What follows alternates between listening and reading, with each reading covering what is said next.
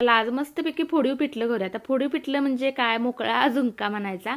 म्हणजे कोरडा झुणका असतोय ना तो. माझ्याकडे तरी फोडीव पिठलं म्हणते, तर माझी आई तर फोडीव पिठलं म्हणायची, त्याच्यामुळे मी पण फोडीव पिठले म्हणते.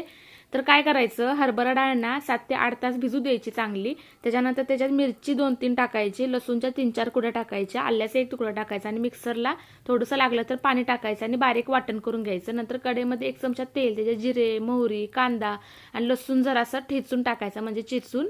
त्याच्यानंतर हळद, मीठ आणि हिंग थोडीशी टाकायची आणि चांगलं त्याला भाजून घ्यायचं. त्याच्यानंतर कांदा भाजला की चांगला ते सगळं जे आपण वाटण केलं होतं ना ते टाकून द्यायचं आणि चांगलं त्याला परतवून घ्यायचं. 10 ते 15 मिनिट त्याला चांगलं परतवून घ्यायचं, मोकळा मोकळा करायचा सगळीकडे पसरवून. थोडासा पाण्यात शिंतोडा मारला आणि कोथिंबीर टाकायची आणि एकदम बारीक गॅसवरती त्याला चांगला मोकळा होऊ द्यायचा. आता ते गरम असेल ना तर तुम्हाला असं वाटेल की ते पीठच वाटते, पण पूर्ण गार झाली ना पूर्ण मोकळा होतोय आणि मस्तच लागतोय. तुम्हाला आवडला असेल व्हिडिओ लाईक करा, सबस्क्राईब करा.